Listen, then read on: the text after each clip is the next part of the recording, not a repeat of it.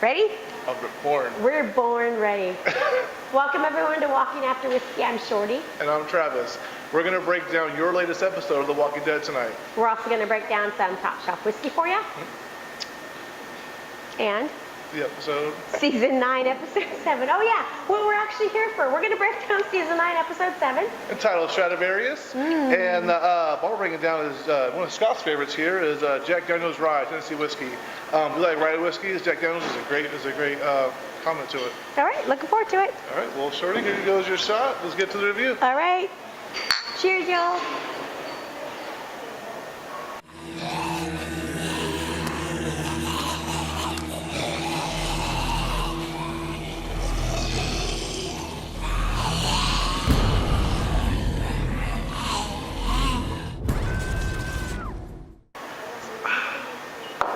Second. Start off with the Rosita thing. Just go right into it. Go right into it. All right. I do want to say something. So I apologize, everyone. My voice is a little fucked up. There's a lot of smoke going out here in Northern California. So I do want to give a shout out to all the first responders and that are fighting right now the fires on the front lines, and to all the people who have lost their homes, lost lives, families all affected, friends all affected. So just want to get that out of the way. Yeah, huge thank you to all the first responders out there. Obviously, we all have big hearts for everyone out there in Paradise. There's a lot of people still looking for. If you know anybody out there that needs some help, I know a lot of people already opened their homes up and opened their hearts up, and we really appreciate it. California's strong. Yep. All right, ready? Yes. Let's do this.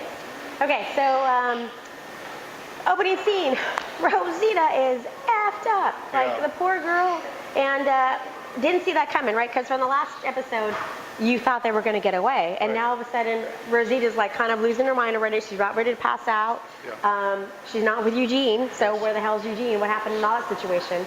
And kind of a cool opening scene, like all the voices and.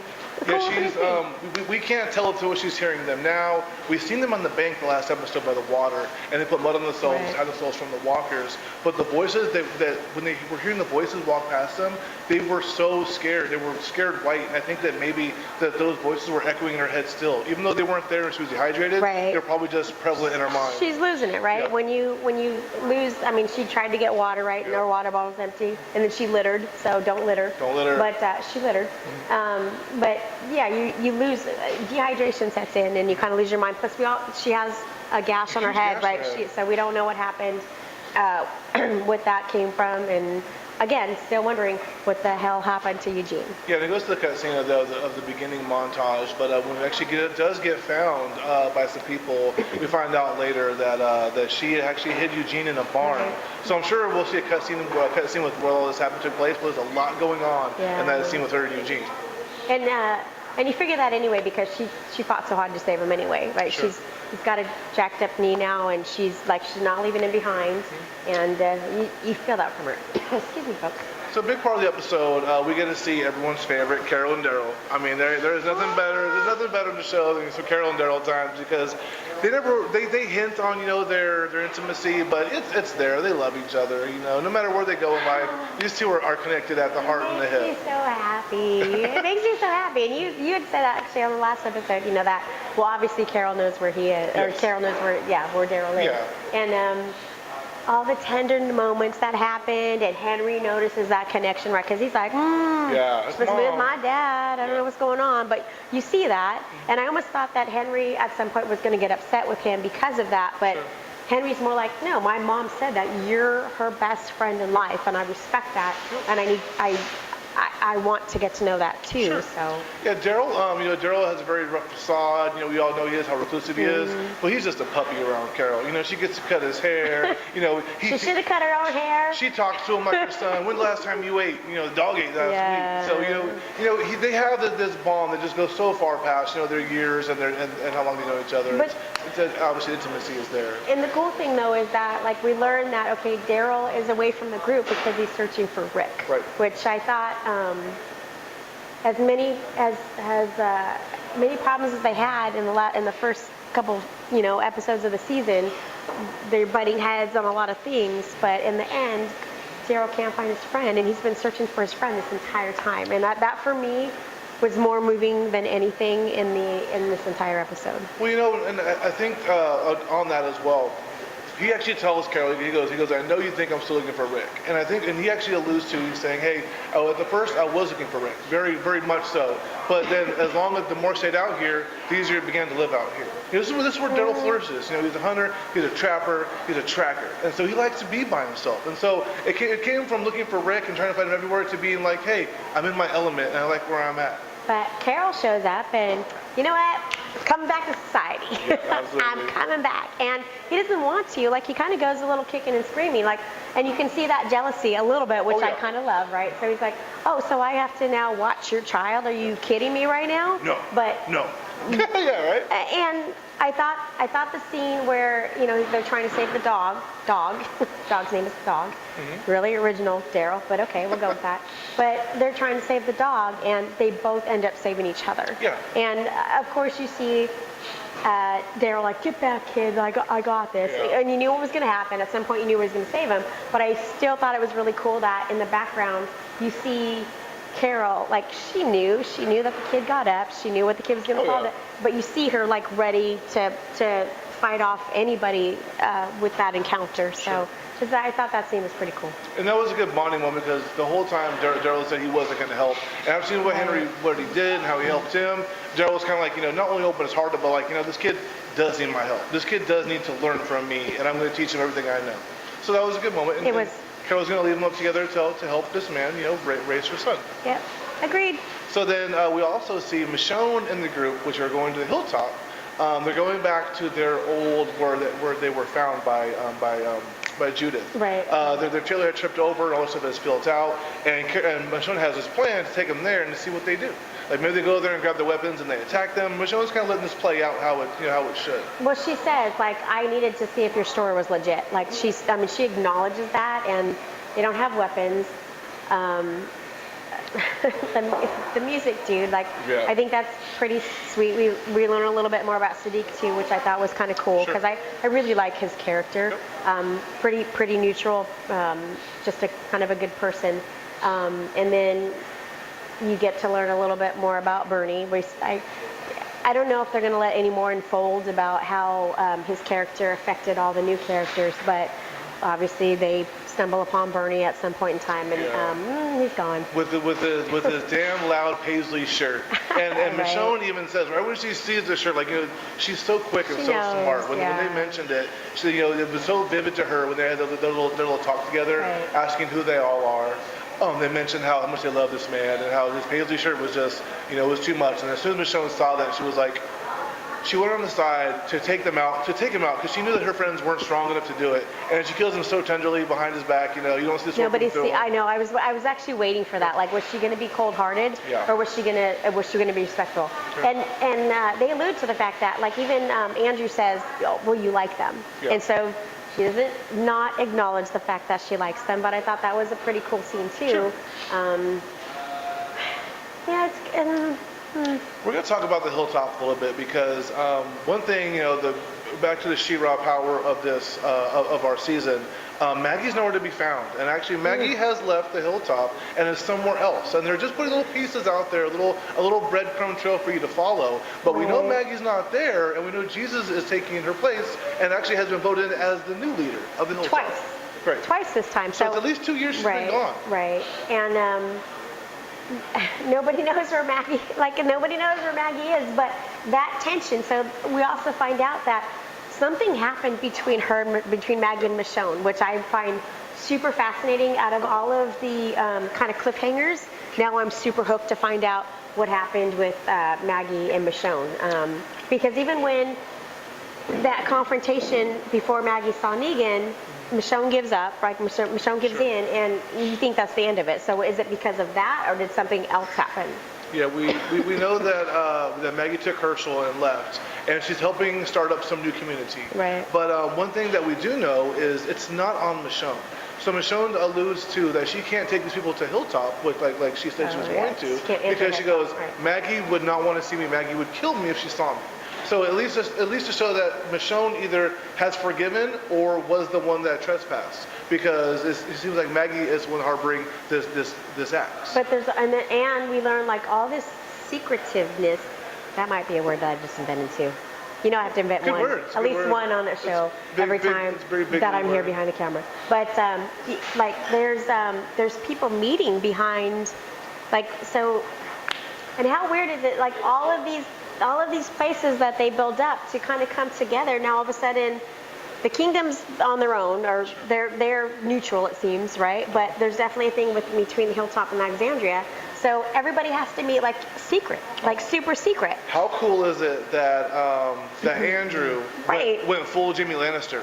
He doesn't have a hook, he has a metal hand. And he used it just like Jamie does by putting his metal hand in the mouth of these walkers. I didn't even as he's think about fighting. that, but that's pretty But awesome. one thing that we see is, in the comic books, you know, Jesus is a gay man. We know that Andrew is gay as well because his lover got killed in the last season. snap. So now they're not only together hanging out, they don't see much intimacy, but you see a very close bonding going together, and how it's almost it's against security protocol for them to even see each other. Oh, for sure. So that was like he's all, if Maggie knew I was here or if Michonne knew I was here, they couldn't do it. And so And- it seems like Jesus takes off as many chances as he can to go see Andrew. And Andrew's been keeping that huge secret from Michonne that Maggie is no longer there. Yes. Like he says, I'm sorry I didn't tell you. Like, how, that's big. Like, Yeah. and Michonne didn't do anything. She doesn't have any, at least from what we see now. Sure. She didn't have any consequences for Andrew for keeping some, but that's a big deal. Like, Huge. she kept a huge piece of information from her. So, Andrew security.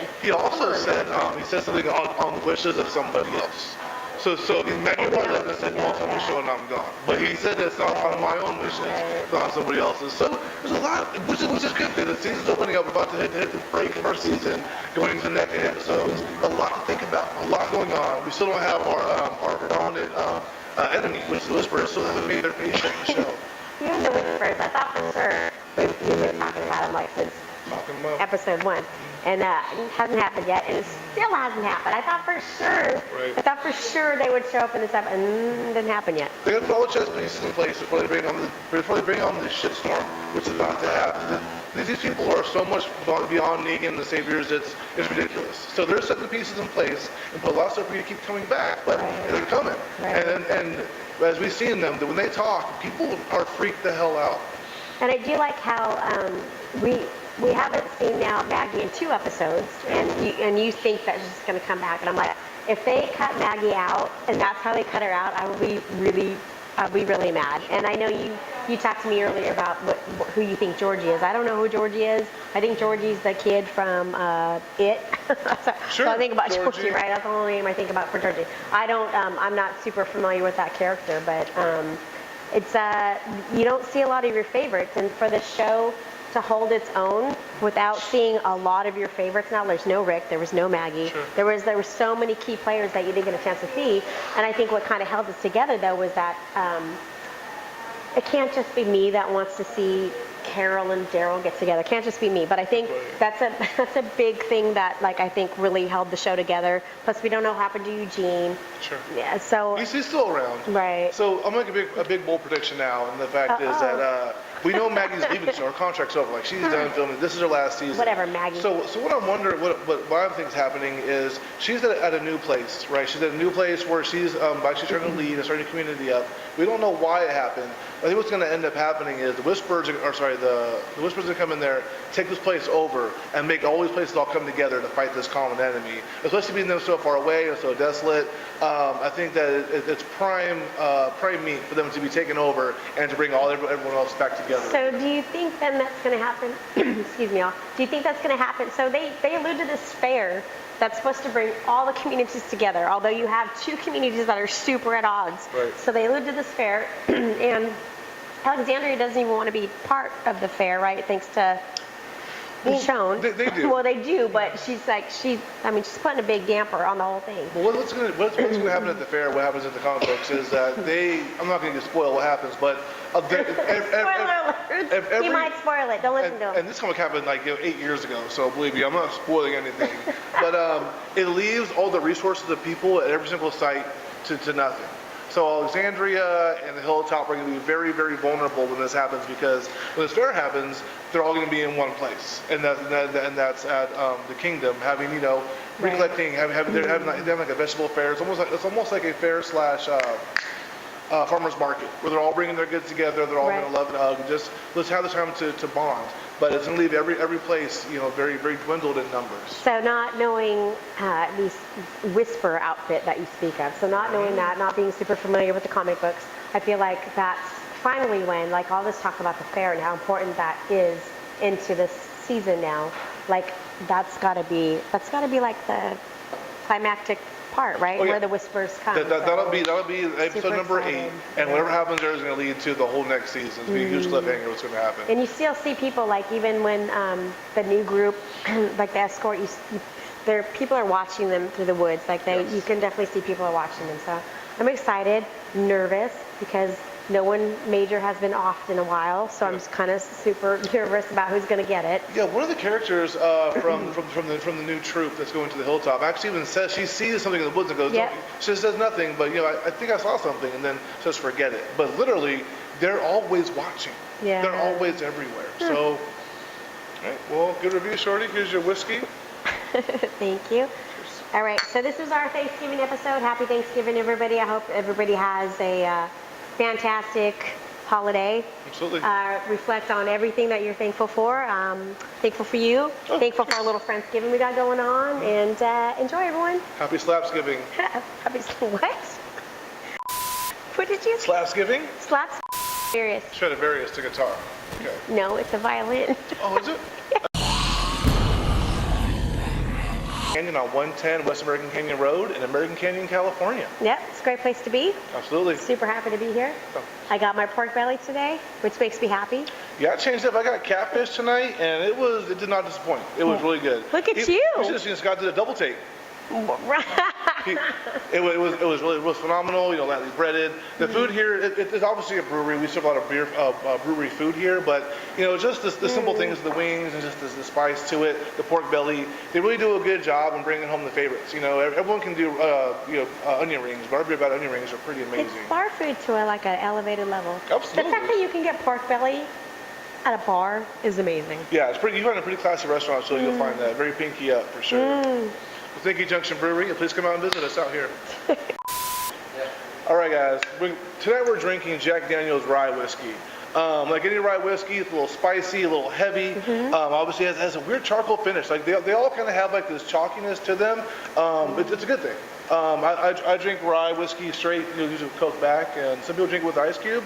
How'd you like it, Shorty? Well, the fact that I've had some many evenings in my youth with Jack, and I did not win those evenings at all. And so the fact that I can drink this is a very good testament to what we got going on over Yeah, here. your voice sounds better after drinking it. Right? I feel like I'm cured. You are. I might be cured. It's like Robitussin, but from Tennessee. Robitussin from Tennessee. You should find it at your pharmacy. Like, you should get a prescription for Jack Daniels. A lot of pharmacies Right. do serve alcohol, and I think there's a reason for it. Because old grandpa's cough medicine was brandy, right? And what people say to put up on babies' gums and their teething? A little brandy. I'm bringing brandy back. Yeah. Yeah. She's bringing brandy back, and Shorty's a rum drinker, and I drink her drink whiskey. She hates It makes it. me drink whiskey every episode. Exactly. And she'll drink it for me, but when she goes home, she's Well, like, it's the show, right? So you got to partake in the show. Absolutely. But my eyes are opening now to whiskey, so Good. I'm venturing out because of you. Patty would be so happy. Yeah, our friend Pat. Well, here's Pat to you. Patty's. Here's to you. Good review. Happy Thanksgiving, y'all.